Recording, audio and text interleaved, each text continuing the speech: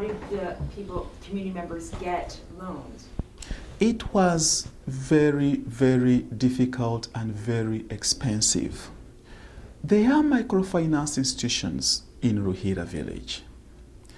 The challenge is they are owned by business people that want to make money and make money quickly. And so people come from Kampala. Kampala is the capital city. Start out a microfinance institution, charge 4 to 5% per month interest, which translates to sometimes up to 60% per annum interest, because their aim is not so much development. Their aim is making money and making it quickly. And so these microfinance institutions are there, but the rates are very prohibitive. And they need collateral. And the collateral that they need is usually land.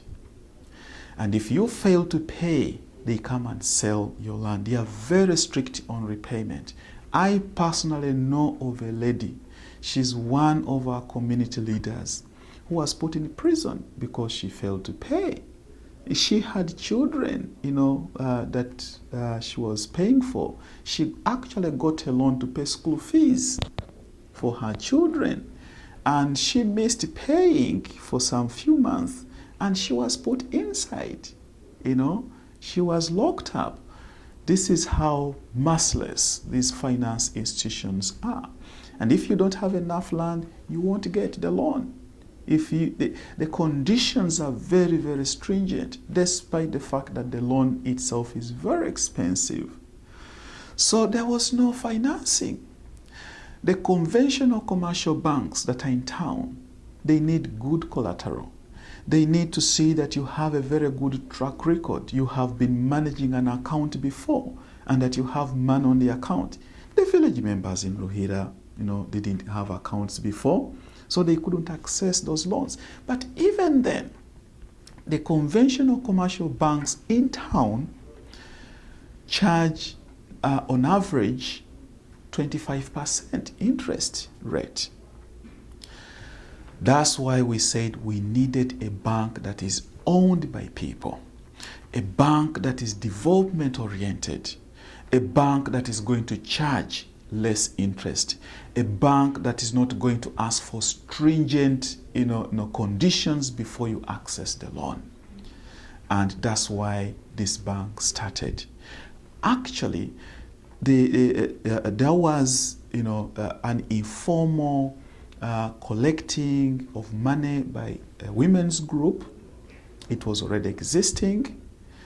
They would meet once in a month.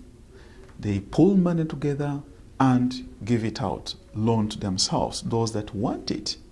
And so there was already some sort of a credit scheme that was going on.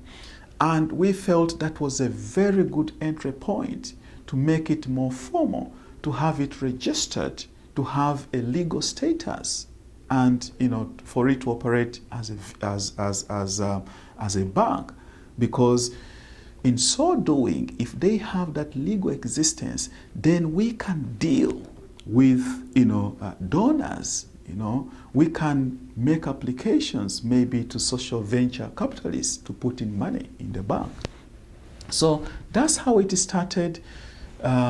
We have been getting requests from these other microfinance institutions, that are charging these exorbitant high interest rates.